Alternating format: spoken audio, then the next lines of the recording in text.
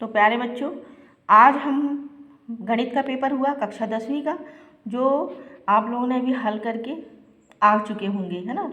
और सभी अभी अपने घर में बैठे बैठे ये सोच रहे होंगे कि कितने हमारे प्रश्नों के हल के जो प्रश्न आए उसमें से कितने उत्तर सही हैं, कितने गलत हैं। इसी सोच में बैठे होंगे सब। तो चलो, आपकी सोच का भी हम तुरंत फटाफट निराकरण करते हैं और आपको हम ये बताते हैं कि आपका जो प्रश्न पत्र आज आया है गणित का कक्षा 10वीं का फाइनल एग्ज़ाम 2024 का, उसका जो ऑब्जेक्टिव पोर्शन है उसके क्या आंसर होंगे, वो हम आपको बहुत सही सही और सटीक आंसर लेके हम आपके सामने प्रस्तुत हैं। तो आप चलिए देखिए, अब अभी हम आज ये हमने पहले ए सेट लिया था हिंदी का, फिर बी लिए, आज हमने सी सेट लिए हैं। कौन सा सेट लिए हैं? सी।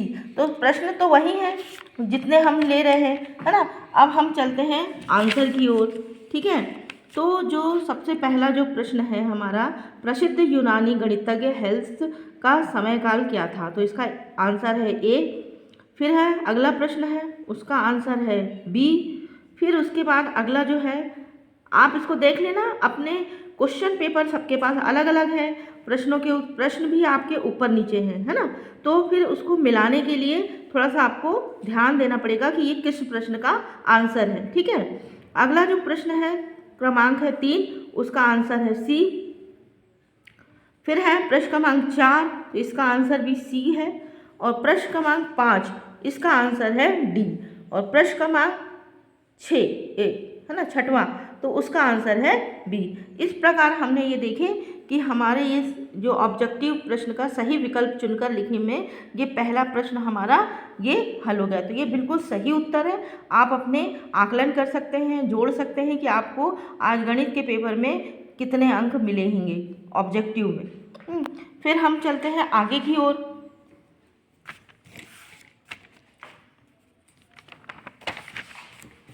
सबसे पहले हम आ गए प्रश्न क्रमांक रिक्त स्थानों की पूर्ति करो। तो प्रश्न पहला था, है ना, तो इसका आंसर है -b प्लस माइनस √b²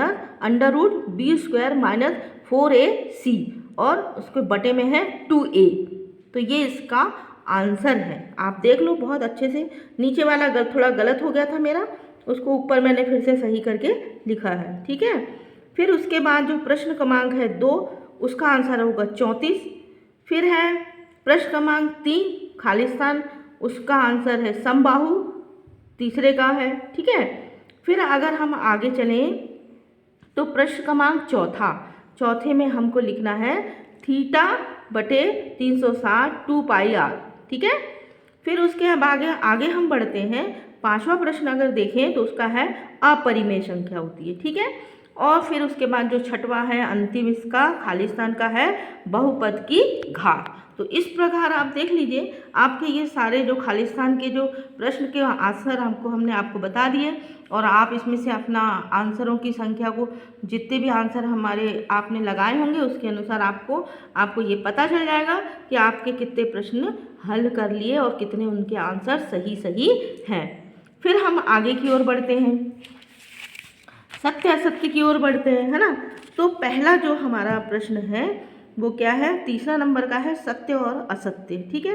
तो ये प्रश्न पहला है, त्रिकोणमितीय अनुपातों की संख्या से किसी वस्तु की ऊंचाई या लंबाई या दो सुदूर वस्तुओं के बीच की दूरी ज्ञात की जा सकती है। तो ये बिल्कुल असत्य है। फिर है प्रश्न क्रमांक दूसरा, दिए हुए प्रक्षेपणों में वह मान जो सबसे अधिक बार आता है मध्य कहलाता है। ये भी असत्य है। उसके बाद आगे अगला प्रश्न क्रमांक तीसरा, ये सत्य है। फिर है प्रश्न क्रमांक चौथा, ये सत्य है। और फिर है प्रश्न क्रमांक पांचवा, एक निश्चित घटना की प्रतीयता होती है, सत्य, है ना। फिर है छठवां प्रश्न है और वो भी क्या है, सत्य। इस प्रकार आप देखिए ये पूरे सत्य असत्य असत्य सत्य सत्य सत्य, इस प्रकार आपके ये प्रश्न क्रमांक तीसरा हमारा कंप्लीट हो गया। उसके बाद हम चलते हैं चौथे प्रश्न क्रमांक की ओर, है ना। उसमें है सही जोड़ी। क्या है? सही जोड़ी। सही जोड़ी में हमें बनाना है, जो पहला जो हमारा है प्रश्न है उसका आंसर है डी, क्या है उसका आंसर? डी। ठीक है, प्रश्न क्रमांक दूसरा है तो उसका जो आंसर है वो है जी। फिर है प्रश्न क्रमांक तीसरा जो है उसका आंसर है बी। फिर है प्रश्न क्रमांक चौथा जो है उसका आंसर है एफ। प्रश्न क्रमांक पाँचवा जो है उसका आंसर है ए। और प्रश्न क्रमांक जो अंतिम छठवां जो है उसका आंसर है सी। तो इस प्रकार आप देख लीजिए, ऐसे मैंने आपको रखा है थोड़ी देर आपके ये कुछ आंसर शीट पर आपका हमारे अपना मोबाइल, तो आप इसमें जब तक आप आराम से अपना आंसर पर निशान लगा सकते हैं।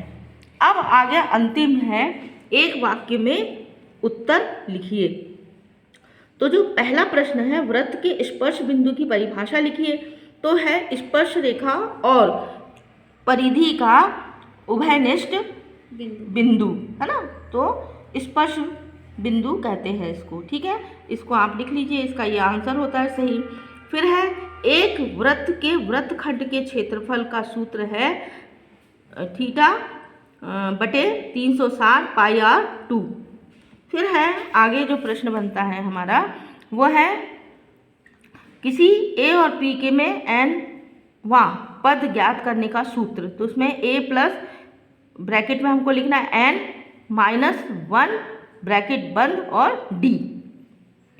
फिर है अगला जो प्रश्न है, आधारभूत समानुपाती प्रमेय का कथन लिखिए। तो इसका आंसर थोड़ा बड़ा है तो हम आपको बता रहे हैं, धीरे धीरे पढ़ रहे हैं। आप इस प्रश्न क्रमांक चौथे का आंसर देखिए, वहाँ लिखा है हमने, यदि किसी त्रिभुज की एक भुजा समानांतर एक रेखा खींची जाती है जो अन्य दो भुजाओं को अलग अलग बिंदुओं पर काटती है, तो अन्य दो भुजाएं उसी अनुपात में विभाजित हो जाती हैं। तो यह हमारा प्रश्न क्रमांक 4 का उत्तर हो गया। अब हमारा प्रश्न क्रमांक 5, वृत्त के छेदक रेखा की परिभाषा लिखिए। तो इसकी परिभाषा आ गई 5 की। तो ये हमने यहाँ बाजू में आपके क्वेश्चन पेपर में लिखा है, वह सरल रेखा किसी बिंदुओं को कम से कम दो अलग अलग बिंदुओं पर काटती है, छेदक रेखा कहलाती है। फिर उसके बाद हमारा अगला छठवां जो प्रश्न है वह है द्विघात बहुपद का गुणनफल सूत्र लिखिए। तो उसका है अल्फा बीटा इजुकल टू सी बटे ए। अल्फा बीटा इजुकल टू सी बटे ए। तो इस प्रकार आप ये सब आंसर देख लीजिए और इस प्रकार आपका ये सारे प्रश्नों के उत्तर हमने आपको सही सही बता दिए।